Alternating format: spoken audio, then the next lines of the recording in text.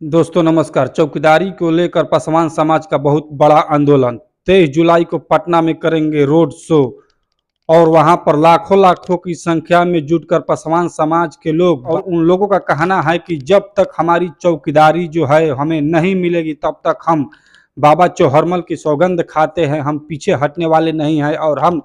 किसी भी हालत में नीतीश कुमार हो या चिराग पासवान हो उनसे लड़ने के लिए तैयार हैं और रोड पर मरने मिटने के लिए तैयार हैं। पूरा पटना को 23 जुलाई को सड़क जाम कर दिया जाएगा, पूरा गांधी मैदान पासवान समाज से भर दिया जाएगा। ये मामला देखिए तब आता है, मैं आपको बता दूं कि पासवान समाज से मुगल के शासन काल से ही पासवान समाज को चौकीदारी मिलती आ रही है और उस समय पासवान समाज चौकीदारी करते थे फ्री में। उस समय पासवान समाज चौकीदारी के लिए एक भी रुपया नहीं लेते थे और अपने गांव की रक्षा करने के लिए तैयार रहते थे और सभी लोग गांव में निश्चिंत सोते थे और गांव की रक्षा करने के लिए पासवान समाज को एक लोग को चुन लिया जाता था और उनको गांव का चौकीदार बना दिया जाता था और वो पासवान समाज के लोग दिलेर होते थे जो सारी सारी रात जाग कर फ्री में अपने गांव की चौकीदारी करते थे। और जैसे जैसे आगे बढ़ता गया फिर अंग्रेजी शासन आया, फिर उस समय भी पासवान समाज के लोग ही चौकीदारी करते रहे और जब भारत आजाद हुआ उस समय जब पासवान समाज को अपने क्षेत्र में उनको देखा गया कि अपने क्षेत्र में ईमानदारी पूर्वक अपना कार्य निभा रहे तो कुछ उन लोगों को आर्थिक मदद के तौर पर कुछ पैसा दिया जाने लगा और जैसे जैसे भारत आगे बढ़ता गया उस समय पासवान समाज की जो चौकीदारी को आगे बढ़ाने की प्रक्रिया चलती रही और जब पासवान समाज के किसी घर में चौकीदारी होती थी और कोई लोग उसके घर में जो चौकीदार थे वो लोग मृत्यु हो जाती थी उनकी, तो अनुकंपा के थ्रू उन्हीं के परिवार को ये नौकरी दे दी जाती थी। लेकिन नीतीश कुमार ने इस बार ऐसा ऐलान कर दिया है, ऐसा नोटिफिकेशन दिया है कि पासवान समाज को उसके लिए रोड पर आना पड़ रहा है। देखिए नोटिफिकेशन क्या है कि जो पासवान समाज को केवल ये चौकीदारी मिलती थी, लगभग बिहार में 99% पासवान समाज के लोग ही चौकीदारी करते हैं। आप हर गांव में जाके पता कर लीजिएगा, आपके आस पड़ोस में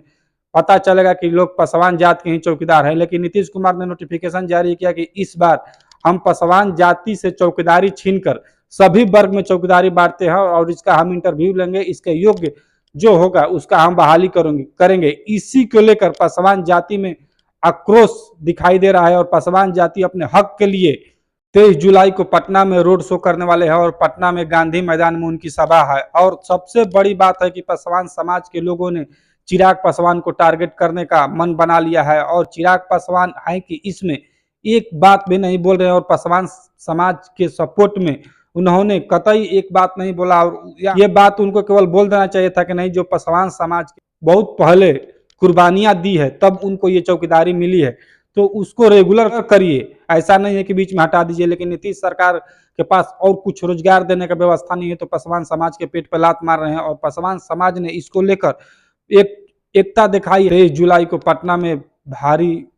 भरकम पासवान समाज जुटने वाले हैं और वहां पर वो अपना पावर दिखाएंगे और नीतीश कुमार और चिराग पासवान के खिलाफ वो अपना मोर्चा खोलेंगे, जो जिसमें सेंट्रल सरकार मोदी के खिलाफ भी उन लोग का मोर्चा होगा और पिछड़ा अति पिछड़ा के शोषण करने वाली सरकार जो है उसके खिलाफ उन लोग का मोर्चा होगा। लेकिन बाकी आप लोग बताइए, जो पासवान समाज दिलेरी से